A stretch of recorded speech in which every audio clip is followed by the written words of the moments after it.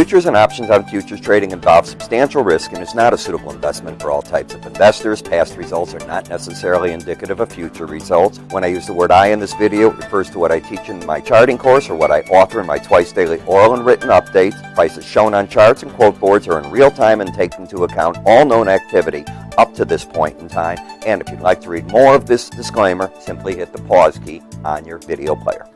Good weekend, all. Ira Epstein of Linn & Associates with your financial market update for this Friday.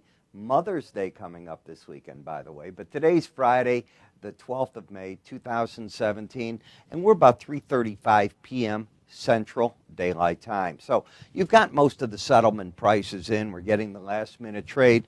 And as I've used the word and probably overused it, you have a market that is totally different in the NASDAQ than all the other stock indices.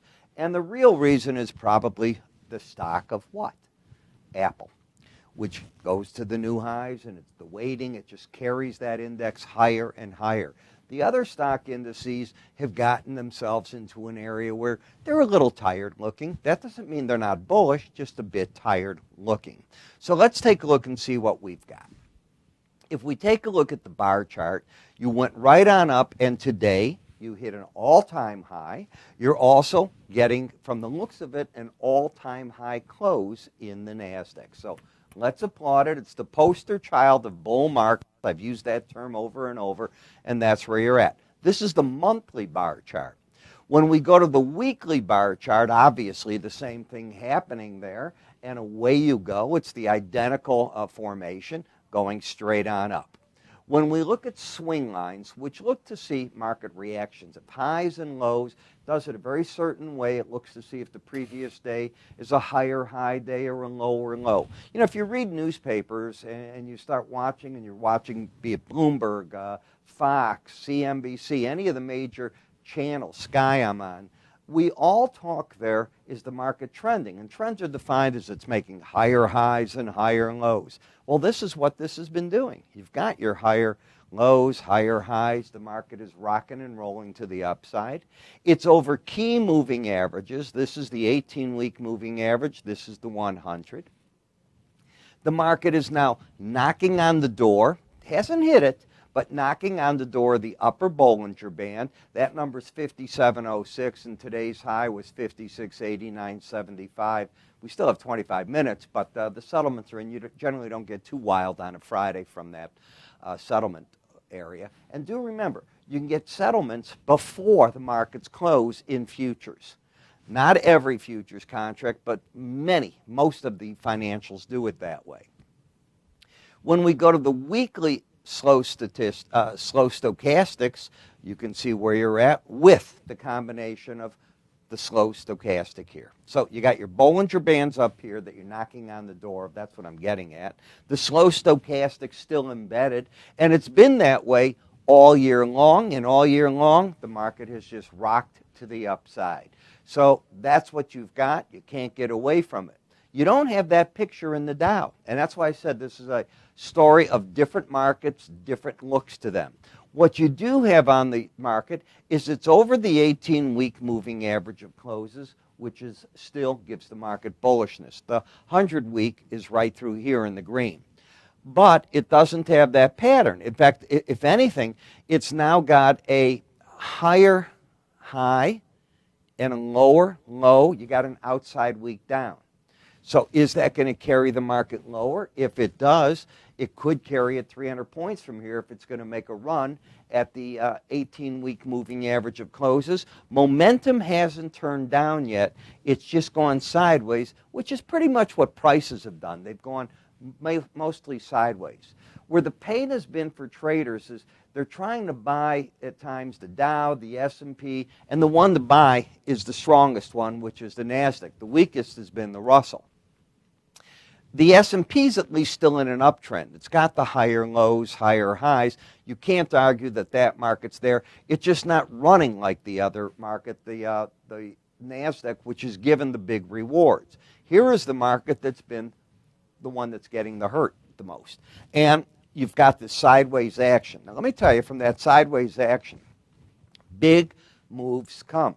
The question is, which way does it go? I have seen traders that will take this and they'll go to a secondary month at times and they'll buy a put and a call looking for the market to break out of it one way or the other. The narrower, the quicker the breakout ultimately takes, and you're getting into that on the weekly chart.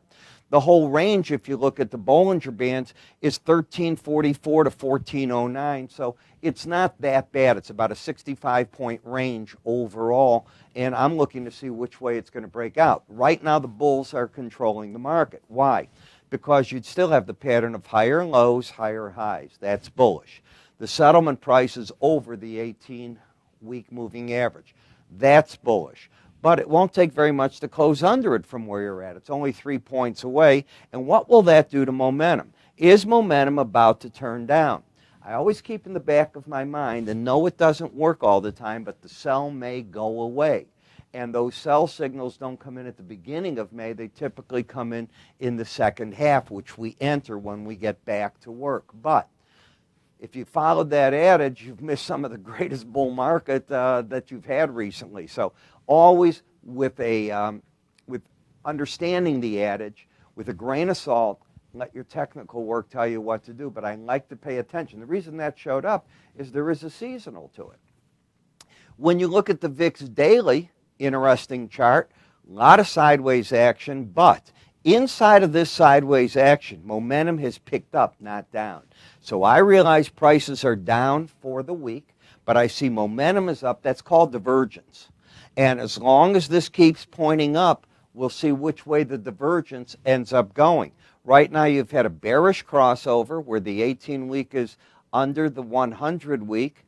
Prices haven't dropped on it, and you've gone nowhere. So I keep watching this to see if is it going to lead the market one way or the other.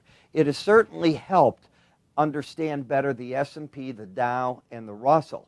The NASDAQ doesn't need this. It's in its own world. In the 10-year notes, the market came down this week, challenged the 18-week average of closes and held. The pattern is still one of higher lows, higher highs. Nothing on this chart just yet can turn the market bearish should the market get under 124.06 and a half. What that would do is end this level of the uptrend. Momentum-wise, you've gone flat, and you can see that with about 2 weeks in a row just bouncing against that lower Bollinger Band. I'm sorry, the lower 18-week average of closes. I said that wrong. Dollar index had a key reversal. It's the lowest low of the recent move. Gets down this week. It takes out this 98.56 and a half, hits 98.35 and a half, reverses, takes out last week's high, closes higher. Now, if you take out this week's low, the odds favor that a challenge of the 100-week average could be in the next level. If the market doesn't do that and momentum stays up, and that's the big key because it's flat right here, well, maybe you go back to the 131 level. On our price counts that we do, we had a count that carried the market to around 97.90. Didn't quite get there, but within 45 points is a ballpark area. We'll see if that was it. In the euro currency, you have an outside week down, the flip-flop. So you made the highest high of this move, you closed lower on the week, and you took out the lows here. Now, to be more bullish this market, you got to take out this high of what you made, 110.36. We'll see if that happens. If it does, it's over the 100-week average of 110.06. So very important numbers here, into a lot of resistance. The market tried to push out the upper Bollinger Band and did not succeed in doing it, and it's right up to that 100-week moving average, which is formidable resistance in the market. Momentum got up, and now you can see it's sort of stalling right there a little bit as the oscillator has just gone sideways. In the British pound, this oscillator is stalled, but where did it stall? It stalled against the upper Bollinger Band. This market shows no sign that it's entered a downtrend on the longer charts. You've got higher lows, higher highs. This market's still looking overall bullish. So if you're seeing on the daily chart a bit of a spin back to the downside, take it with that idea that it's a correction in a market on the longer chart, no more than that so far. In the Canadian dollar, look where the market is stalled out, the lower Bollinger Band. Momentum is still pointing down. The market has a pattern of a higher high and lower low. Do you see that? So you're not true trend, but you're riding this lower Bollinger Band down. Now, did the market get what we'll call a boost from the energies this week? It really didn't. So it's not the prettiest chart. You normally, if you look at the energy market, you would think you'd get a bounce there. In the Japanese yen, the whole rally that we'd seen has given itself up in 3 weeks. Momentum is pointing down. The market's fighting a battle against the 18-day average and the 100-day, and it's staying under both. That is not pretty. The 18-day average had a crossover of the 100. You see that back here? Now the question is, does it cross back down? If it does, this market could be in serious problem.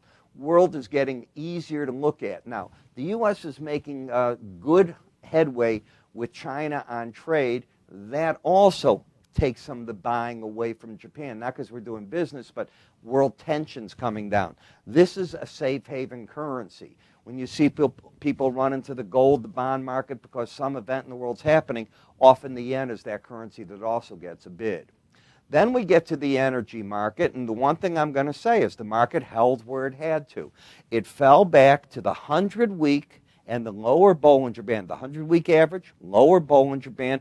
It's trying to come out of that. Momentum to the downside has been lost. It hasn't turned up because you need the red line to turn up, but I can make an argument that maybe the $51 area is where the market wants to go back to figure out what next. And with the OPEC meeting coming up May 25th, I don't know that you want to have a bearish slant in front of that. The market that has kicked in for the spring-summer season is this market, the nat gas. You have a clear-cut pattern of higher lows. Now you got higher highs. You have an outside week up. So until this week's low of 314 is taken out, I'd circle that if I were you on a chart and say this market's got good support. Unless that is taken out, maybe 354 is the next level. We typically get that demand coming back into the market as we start heating up at the end of May, and then we get into the summer months where nat gas usage starts really coming on board. I want to remind you that not all markets trend, and sometimes you got to figure out how to trade with trading strategies in any market, and that becomes the interesting part. Modern Trader, through us, has put together a magazine that we'd like to send to you. It's actually a PDF that we've put together. You can get it by calling us or going to our website, and you'll see it on our carousel of free offers. And it really covers a lot of detail. This is what the cover looks like on it, but when you take a look at it, here's the contents of it, the main articles. Trading the basics, how to trade trading the flat base pattern, caliber affinity, American crowfoot, and the 10 rules that people follow. Now, those rules, we write our own, other people's write, but I think you'll find that a lot of this is something you might want to take a look at because it gives you an idea what do you do in bull markets, bear markets, and especially markets that aren't trending, that are just sort of waffling around. With that, I want to wish everybody out there a great Mother's Day. Wish your mothers the best. Remember, to get this, you can click up here if you're watching me on YouTube. You can obviously go to our website, www.iraepstein.com, to get this, and or underneath us on many areas, it'll say click here for Ira's offer on their webpage. Do so and the forms will appear. Have a great weekend. I'll see you all Monday.